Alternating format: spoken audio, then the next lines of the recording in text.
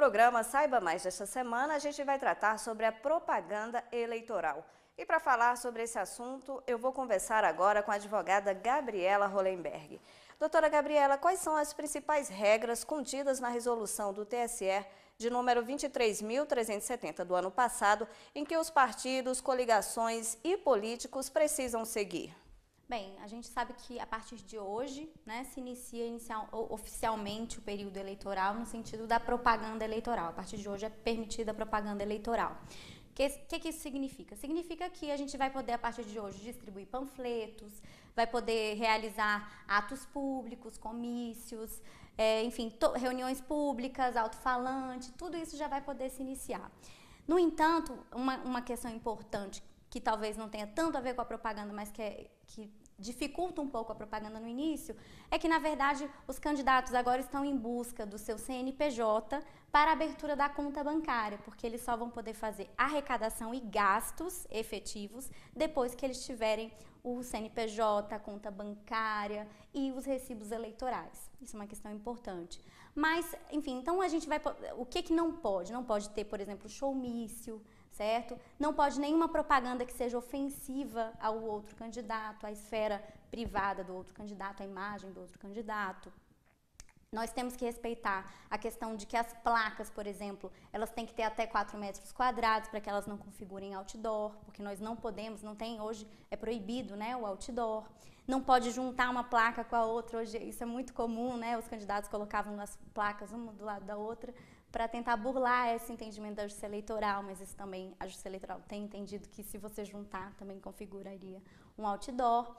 Enfim, é possível a utilização, por exemplo, de trios elétricos, mas apenas para a divulgação do discurso político e do jingle, da veiculação do jingle. Não é possível fazer uma festa e ficar veiculando música, porque não pode. Então, assim, hoje, infelizmente, nós temos muitas restrições à propaganda eleitoral. Muitos não pode, na verdade. O que, na minha opinião, acaba sendo um pouco prejudicial. Mas, assim, a resolução é muito clara, ela está disponível no site do TSE. E, enfim, acho que uma simples leitura demonstra aí o que pode, o que não pode. Acho que dá para ter uma noção. Quais as condutas estão proibidas na campanha deste ano? A gente tem uma série de proibições na legislação eleitoral que visam dar uma maior igualdade entre os candidatos. Então, por exemplo, não pode a realização de showmício, não pode abusar do poder econômico, tem que ter, por isso que nós temos, os candidatos têm um limite de gastos que envolve também a propaganda eleitoral, enfim. Nós temos aí a proibição, por exemplo, de carros de som transitarem muito próximos às escolas, aos hospitais públicos. Não pode propaganda em bens públicos, certo? Também não pode propaganda em bens de uso comum, que são, por exemplo, cinemas, teatros, escolas, igrejas. Então, dentro desses lugares também não pode ser afixada propaganda. Não pode propaganda maior do que 4 metros quadrados, em virtude dessa limitação que consta hoje da lei, que foi uma construção jurisprudencial e veio a constar da lei. Enfim, nós temos muitas proibições, certo? Enfim, com o intuito sempre de dar uma maior igualdade entre os candidatos, mas o que acaba trazendo aí uma dificuldade até de fazer a própria campanha eleitoral. Hoje é muito mais difícil para a gente saber que a gente está tendo uma eleição do que antigamente, porque antigamente a gente via propaganda em tudo que era lugar. Hoje em dia a gente tem uma série de restrições. O que diz a resolução do TSE sobre a propaganda na internet? Propaganda na internet. Nós temos algumas regras, não muitas, para propaganda na internet.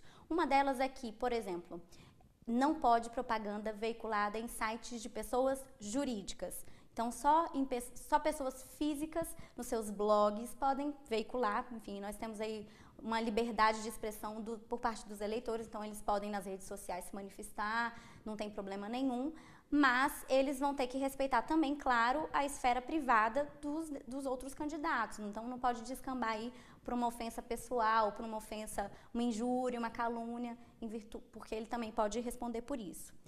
Não pode a venda de cadastro eletrônico de e-mails, também não pode. Então, o candidato pode fazer propaganda mediante o envio de mensagens eletrônicas, mas ele não pode comprar esses cadastros.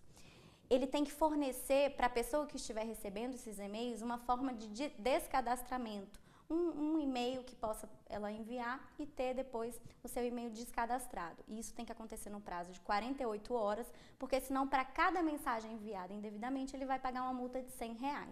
Então, enfim, a propaganda na internet é muito interessante, mas eles também têm que ter algum certo controle, porque senão pode gerar muito prejuízo financeiro se não for feita devidamente. Qual a diferença entre propaganda política e propaganda partidária? A propaganda política é a propaganda eleitoral, é a propaganda que tem como objetivo maior o alcance do voto do eleitor. A propaganda partidária, ela tem como finalidade discutir as bandeiras do partido. Ela teria como uma finalidade maior realmente conseguir filiados, conseguir adeptos aos ideais daquele determinado partido. Então, ela tem como finalidade discutir, por exemplo, temas de interesse político comunitário, o próprio programa do partido, a forma como o programa partidário vem sendo executado. A propaganda eleitoral realmente são as propostas concretas que aquele candidato apresenta para o eleitor. De acordo com a resolução do TSE, quando começará a transmissão da propaganda eleitoral gratuita no rádio e na televisão? No dia 21 de agosto desse ano, começa a propaganda eleitoral gratuita no rádio e na televisão. E aí nós teremos propagandas até 48 horas antes da eleição. O que acontece se houver segundo turno? O segundo turno acontece quando? Quando, na verdade, nós temos municípios com mais de 200 mil eleitores. E, no caso de havendo o candidato vencedor não tiver obtido mais de 50% dos votos válidos. Aí nós teremos o segundo turno entre o primeiro e o segundo colocado, certo? Quando há segundo turno, em relação à propaganda, o que acontece é que o tempo de televisão é dividido igualmente entre os dois candidatos. É diferente do que acontece agora no primeiro turno, que é distribuído proporcionalmente conforme a representação do partido.